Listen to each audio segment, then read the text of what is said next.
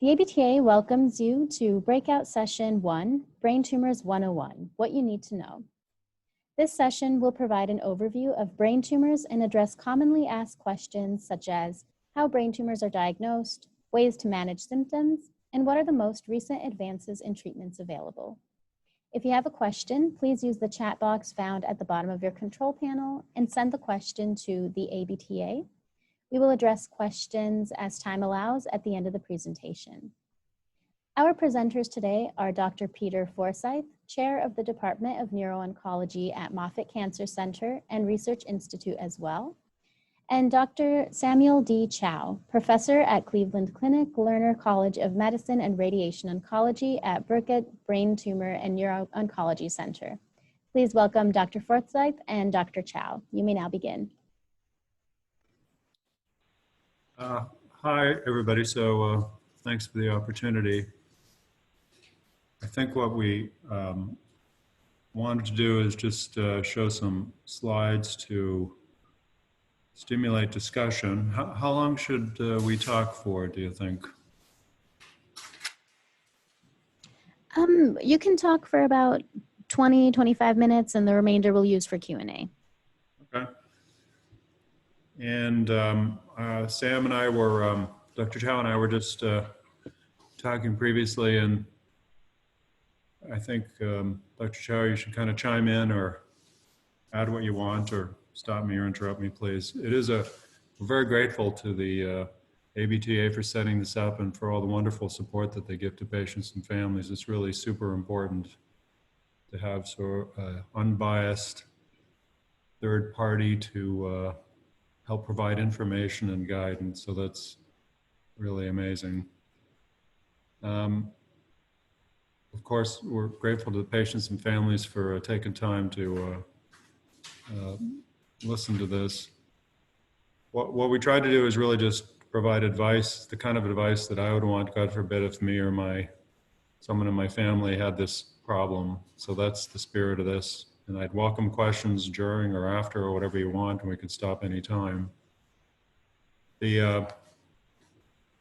Having this problem is really, having a brain tumor diagnosis is really like a terrible car accident where you're driving along and everything's fine and bang, suddenly you're in a 20-car pileup. So to dealing with the acute issues of getting better and figuring out what's going on and who the best people are to trust and where to go, and kind of getting out of the car wreck and then sitting at the side of the road and figuring out what to do next, you really need a team, which is the first point.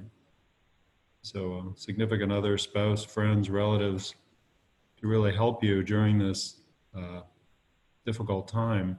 You're being sort of bombarded with information from multiple sources. Some of it's conflictual. One doctor says something, somebody else says something different, and people are doing they're being Google doctors and hearing all this information. You know, where's the best place to go? What should you do? So you really need people you can trust. The second point I wanted to make about the thrive, don't survive is that really the goal is not just to survive this or get through it. It's whenever possible to thrive and still enjoy life, given the tremendous stress and time commitment and other things that you and your family are going through. That I think that's the goal. And the third point is probably medically or even sociologically, you might feel that before you had this diagnosis, you're a person and now you're, a brain tumor. Well, that's not true. You're you who's affected by this problem. And I think it's really important just to have your providers and people like me not confuse that, and your family members. I'm still me, I just have this problem. The fourth point, saving the brain, is really because your brain is so important, and this sounds obvious, your brain is so important, all of our treatments really have to be dedicated, like surgery or radiation or chemotherapy or immunotherapy, needs to be dedicated to protecting your brain and saving it. I mean, it's probably not much point to be cured if your memory is really bad and you have trouble getting out of a chair and you can't walk around, and all sorts of other things. And then the lies, damn lies, and statistics is, again, we are morally and ethically obligated to provide statistics to people, but statistics by definition are right for most people most of the time, but wrong for every individual patient virtually all the time. And we are surprised. The last point is that some people are cured or live a long time, and it's surprising and wonderful that this happens. We just need to remember, and you've read about this on the internet, that people can live for decades, and it's puzzling, but it does happen. And it's frustrating because as a physician or scientist, we can't actually predict who's that's going to happen to, actually. So it could happen to anyone. I just have the, oh, and the little slide on the top left is from another epidemic of polio. And I think with the vaccine for polio and its distribution, it turned what was a devastating disease, in which afflicted young children. Of course, it's terrible, and this is before my time, but in grade school, 10 of your classmates would have a fever and stiff neck and diarrhea and not feel well, and one of them would wake up paralyzed. So those days are gone. This picture looks ridiculous of these incubators, because of course that doesn't happen anymore. So really that's what we want to do, is the goal when we treat things that Dr. Chao and I and everybody else is dedicated to, is trying to find cures and make people feel better. And then the bottom right shows a glorious moment in the history of the United States as well as Florida. But, treating brain tumors isn't rocket science, or finding cures isn't rocket science. It's a lot harder, much more complicated. And that was probably the single most difficult technological team-based activity in the history of mankind. And that's easy by comparison. Next slide. So what I would do is, the first point is to find a team or a doctor that you trust and has a lot of experience and has a big team behind them. This is way too complicated, as you heard this morning from our tumor board, for any of us to do this on our own. It's not that we're indecisive or don't know what we're doing. On the contrary, we really want to make sure we're doing the right thing. And as I mentioned this morning, we kind of have one chance to get this right, so where do you go? If that doctor is somebody like me or Dr. Chao, then that's great. And if for some reason, it looks like it's not going to be a great relationship, you just need to move on and find a different team who knows what they're doing and you're comfortable with, because really your life is in their hands. In a shameless product endorsement, ABTA is terrific, and I would use them as a patient and family for sure. They want to help and support you, and that's all that they want to do. The third point is going to a place that does this for a living. As we mentioned earlier, many of us, this is all we do, 7 days a week. We're doing it for years, and you really need people at the top of their game. Second opinions. I know patients and families are sometimes a little reluctant to tell your doctor or me that, well, I really want a second opinion. And anyone that cares about you or anybody who's any good is going to be great.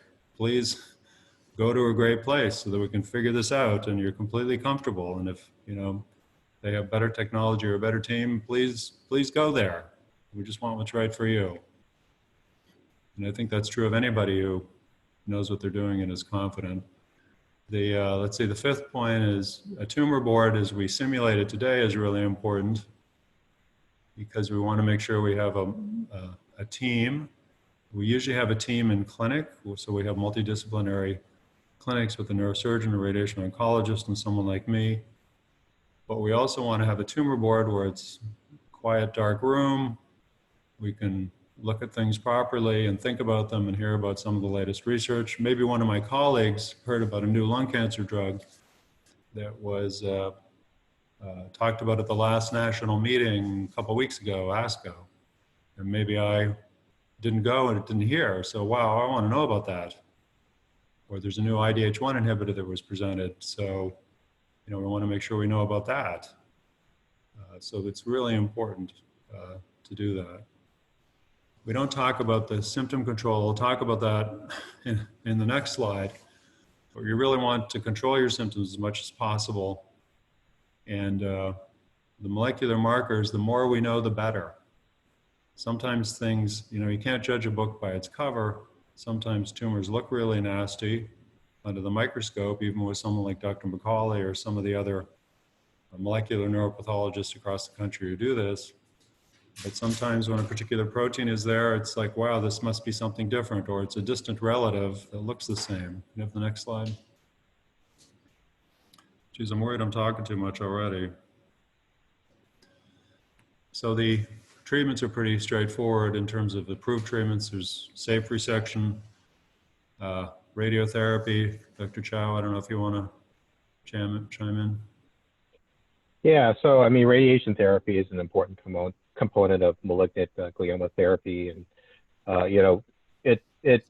it differs depending on the patient's age slightly, as well as their performance status. So as I kind of mentioned in the virtual tumor board, if someone is elderly, it might be difficult for them to tolerate a full 6 weeks of radiation, and we may be able to truncate that with 3 weeks and still be as effective as doing 6 weeks of radiation with the combination temozolomide. James Perry. Some patients are just not going to be able to even tolerate even a 3-week course of radiation just because of their poor performance status, in which case sometimes we can offer a 5-day course, maybe without temozolomide, just given their poor performance status, but certainly something could be considered. And sometimes these patients do improve, if given enough time, in which case then we can consider chemotherapy afterwards. But, we try to tailor the radiation particularly for the patient. We also want to, as Dr. Forsyth had mentioned, we want to spare the brain. So we don't want to be treating a huge area if we don't necessarily have to. And so all those things have to be considered. The chemotherapy is pretty straightforward. It's Temodar that you take in the schedule.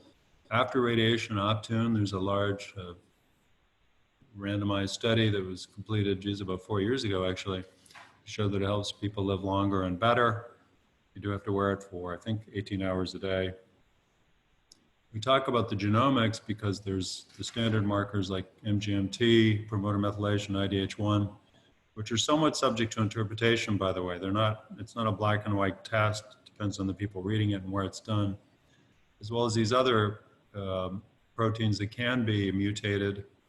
And now there's drugs for these. And literally in the past couple of years, there's probably been, 10 new drugs and 10 new targets. And whether these work in brain tumors is not always clear, but the NTRK inhibitors clearly work. The BRAF inhibitors work if you have expression. And as I mentioned, there's a publication 2 weeks ago about an IDH1 inhibitor that gets into the brain and does something. So where do you find a clinical trial? That's kind of the first question to ask people. If you have a tumor, what clinical trials are available or where can I get them? I would go to this site. It's a government-sponsored site that just lists all the clinical trials in the country. Next slide. So we don't talk, the other thing that prolongs survival is exercise. So people look better and feel better and live longer, and was a randomized study to prove that. Of course, here we are, and this is probably me, Darth Vader, because we do things to people to make it impossible for them to exercise. We give them high-dose steroids that can make you weak, and you don't only get weak, but you put on weight because you're hungry all the time. And then we make you sit and wait for us for our appointments. It's like some experiment to get people not to exercise. So somehow you have to push through that. And I'm aware that what we do is a little different than what we say, and that's why we're Darth Vader. Diet matters. Is a ketogenic diet good? I don't know. It makes sense to control your body fat. More body fat is probably bad. Higher blood sugar levels are definitely bad. But there's a lot we can do about this. I'm in no way endorsing the use of these products, but people wonder about medical marijuana. Does it help seizures? Maybe. Does it help you feel better? Does it help with nausea? I think that's pretty much a personal decision. Everybody knows there's cannabinoid receptors in brain tumors, but whether that translates into something meaningful. So we want to minimize the steroid dose. everybody's tired, so we can use low-dose amphetamines or other drugs to help people with more energy.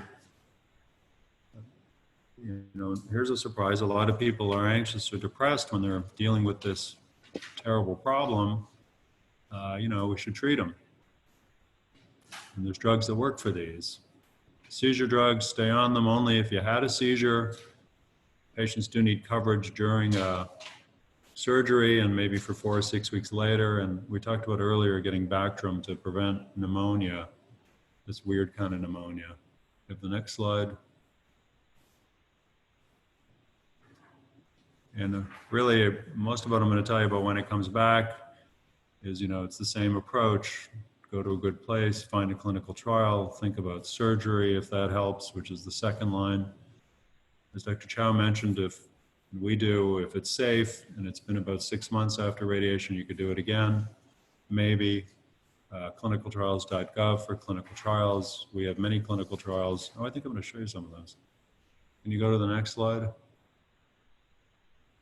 Boy, how do you sort out clinical trials? There's so many. And we just have this list that you're not meant to read. At Moffitt, I'm sure Cleveland Clinic has many, some of them the same, some of them different, but in general, there's new neurosurgical trials with new technologies, new tools to help surgeons spare the brain and get as much out as possible to map critical fibers, to think of new ways to give drugs. The second part is the immunotherapies. The checkpoint inhibitors like IPI, or well, I suppose I shouldn't use those, but PD-1 or PD-L1s so far haven't been promising the way they've been used, but it's really just the beginning.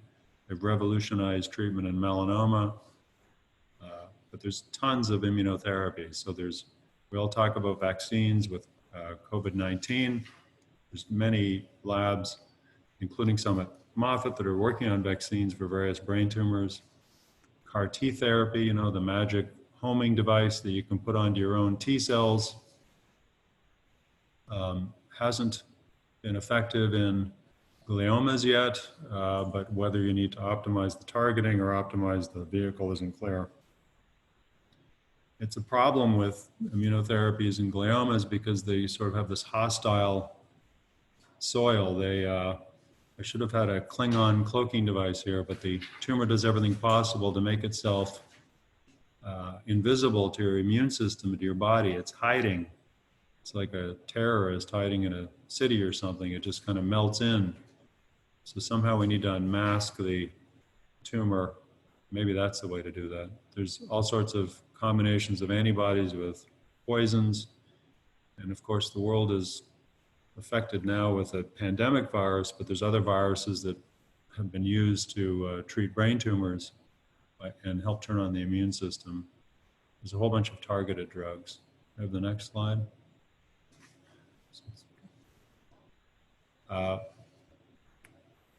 Brain metastases are a little bit the poor stepchild of neuro-oncology, but we really are moving several centers to really focus on brain tumors as well, and leptomeningeal disease. There's a number of immunotherapies, vaccines, and viral therapies.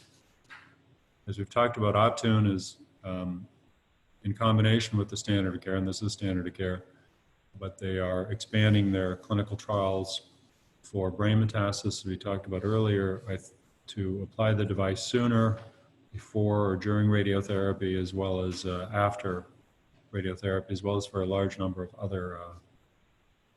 other tumor types. So I want to make sure there's time for questions. Can I have the next slide? So just the last slide is, I have, which is based on this quote by Emily Dickinson, that hope is a thing with feathers that, you know, never lets you down and never asks, but is always there in the worst of times. It carries us through the storms, to paraphrase. I have hope. It's good to have hope, and I think it's healthy and justified, actually. We really want to, and you know, the lies, damn lies in statistics is, there isn't a statistic in the clinic, there's just patients, and one patient at a time. Just treat one patient at a time.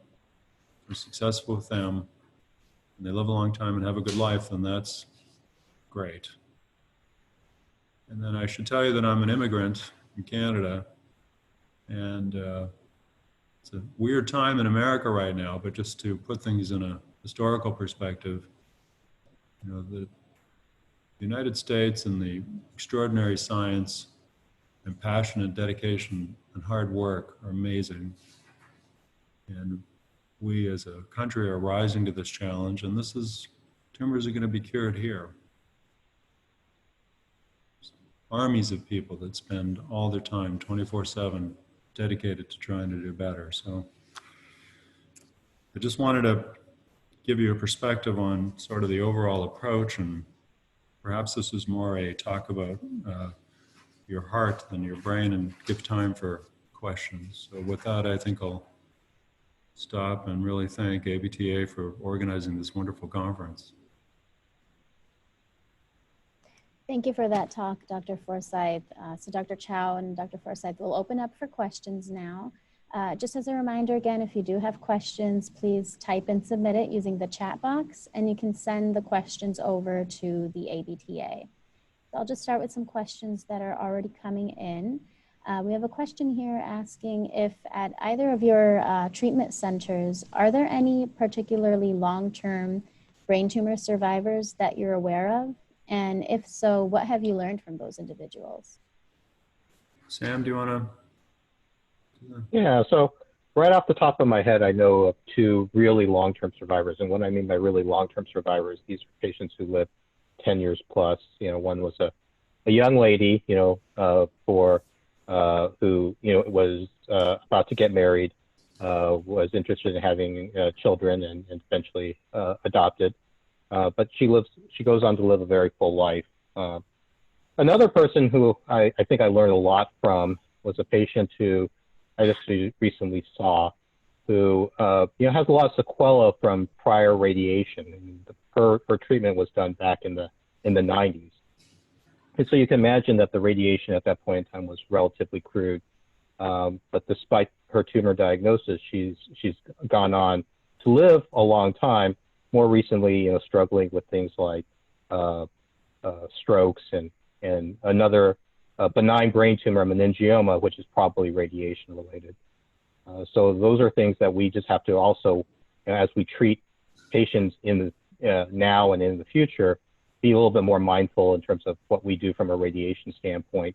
We have a lot more better technologies than we ever had in terms of being able to focus the radiation, maybe a little bit better, try to minimize dose to more sensitive and critical structures, but yet still providing effective therapy for our patients.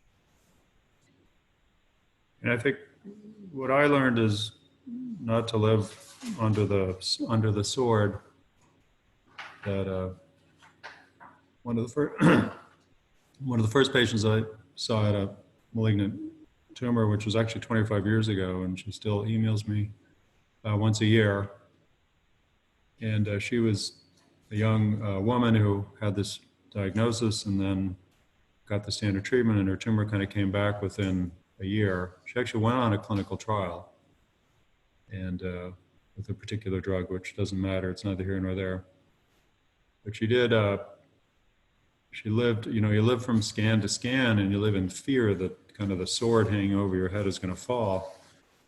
And it turns out that she's been alive and pretty well for about 25 years, but because she always assumed she was going to, her tumor was going to come back, and if every few months between scans, she did wind up putting her life on hold and decided not to get married because she didn't want to burden a future family with, if she wasn't going to be around, for example. And in her case, which is of course unusual and rare, she did kind of put life on hold rather than living life and not knowing what the future would bring. In terms of the biology, we don't understand. We've all been focused on all the mutations, which I think probably are irrelevant. It might be what helps people live longer is not so much the seed, or the seed's the tumor, but maybe the soil. Maybe there's something about the person that we don't interrogate, where it's a hostile environment and those tumor seeds just don't grow as well as they do in most other people. So we don't actually know. Well, thank you both for sharing some of your personal experiences with the patients that you've worked with. Another question we have here is from a patient who has had an anaplastic astrocytoma in the past, and this patient's first symptom was a seizure. They want to know if they were to have a reoccurrence in the future, is the warning sign going to be another symptom like that, like a seizure, or do symptoms vary when a person is going through a reoccurrence? Sam, maybe I should do usually it presents in the same way. The symptoms are usually the same. So if your first symptom is a seizure, then when the seizures come back, sometimes that means the tumors come back, unless, God forbid, it's coming back in a different place. The other side of the coin is true too, that you can have seizures that can be a little uncontrolled, even if the tumor hasn't changed. The brain is an electrical organ, so it kind of loves to have seizures. So the same electricity that we use to form memories and use our personality and me to have this conversation right now is electricity. So it's easy for it to get out of control and result in a seizure, and it doesn't necessarily mean that the tumor's back. So in summary, you usually have the same symptoms again that you had the first time. But a seizure is tricky because it can just mean that the brain likes to have seizures. I completely agree. I actually recently had a patient who asked the question, well, should I just get off my anti-seizure medication and make that a quick way of determining if I had developed a recurrence? And I argued against that because it is an electrical organ. That area of the brain is irritated even after the surgery, even though the tumor is removed. And having a bad seizure could actually be life-altering too. And a lot of patients ask, well, geez, I haven't had a seizure for 10 years. Do I still need these stupid drugs? I hate them. And well, if you had a seizure to begin with, then your likelihood of having another, if you come off the drugs, is about 100%. And we've done 3 studies about that. So please stay on them if you had a seizure. The opposite is true too, that I meant to mention in my overview is, but if you never had a seizure and you're on seizure drugs and it's been more than a month after your surgery, then talk to your neuro-oncologist surgeons, because you should be off those. So every once in a while, someone comes to clinic and they've been on seizure drugs for no good reason for a few years. It's like, oh yes, no, please, let's slowly take them away and make sure you're okay. Because we really want to minimize the medications. The more doctors you see, the more drugs you get on. So we have to force ourselves to go over the list and say, what's this for? Do you need this? What's this for? Do you need that? Great, thank you both. Now, another question, it goes back to something you mentioned, Dr. Forsyth, when you're talking about that long-term survivor that you had worked with. Fear and anxiety is very common for brain tumor patients. What would you both recommend for patients that are trying to better manage how they're mentally coping with a diagnosis like this? Sam, you want to try that? Sure. I mean, I think having, an organization like the ABTA, certainly provides a lot of resources, particularly for things like survivorship. We have, at least at our institution, patient forums so that they can meet together to kind of discuss what they've been going through, with a range of patients who are just starting to embark on the journey and some people who have more experience with the journey. Having some sort of mentor is certainly helpful. We have resources through American Cancer Society and some local institutions like the Gathering Place, where again, patients can meet with local people to kind of discuss their journey through cancer and brain tumors. So those are where I would probably focus on in terms of trying to, try to kind of learn a little bit about survivorship and what that's like, and try to envision, what the future will be. Yeah, I don't know how people do it. It's, there's enough fear and anxiety around today anyway. And, frankly, it would be weird if you weren't afraid and anxious. That would be quite unusual. So how do you have enough anxiety and fear to keep you healthy and not so much so that it paralyzes you? And on that background, for some people, anxiety can be quite disabling. So I think, as Dr. Chao said, I think maybe reach out to a patient organization or in clinic. Sometimes we have people that have survived a long time that are willing to talk to patients in a similar situation, which I think is really helpful. I mean, exercising is helpful. Having a supportive family or family life, I think, is really helpful. But I don't know how people do it, to be honest with you. Thank you both for your advice and insight. And I do just want to remind our attendees, if you are interested in connecting with other patients and survivors or caregivers, the ABTA does have a peer mentoring program where we can pair you one-on-one with a mentor who has themselves gone through a very similar experience. Amazing. If you're interested in that, please visit our website, abta.org, and we'd be happy to help get you set up. All right, so back to our questions. We have a question here about developing new treatments and specifically immunotherapies. We have a patient here who would like to know, why has it been so difficult to develop effective immunotherapies? Do you have any insight on that, or from your experience, can you share why there might be a barrier in developing effective immunotherapy treatments? Me to do that, Sam, or you want to do that? Or? Well, my sense in terms of what, the issue with immunotherapy is that, we do see a lot of, pseudoprogression and inflammation from the treatment itself, and how to manage that is particularly difficult. We sometimes think about, well, using steroids may be a way of doing that. Well, that kind of counteracts the immunotherapy effect. And I think that's partly just trying to understand what immunotherapy does is part of the problem why immunotherapy hasn't been particularly effective. I think Dr. Forsyth had mentioned maybe at the tumor board portion that Avastin could be a good option to minimize some of that swelling that may result from the pseudoprogression, so that the patient can't continue on immunotherapy. But it is particularly tricky. But I think one of the problems is that these gliomas are professional, super professional, sneaky tumors, because they dedicate, I think, their entire lives to hiding. They're really good at hiding from the immune system. And that's why, as everybody on the phone knows, that's why sometimes you can be pretty healthy and pretty normal and yet have this pretty big tumor in your brain, because the tumors have evolved and changed so that they're tell your body, well, just ignore me, I'm just hanging out here, forget about me. And they make a whole bunch of proteins that help them avoid detection. So I call it, many of you are too young to know this, but in Star Trek, the Klingons were the enemies of the Federation, and they had a cloaking device so they could hide their starship, so they could sneak right up to the Enterprise, and Captain Kirk couldn't see them until they materialized beside them. And that's kind of what a glioma does, is it has a cloaking device. So there's ways of overcoming that, but that's an area of considerable research.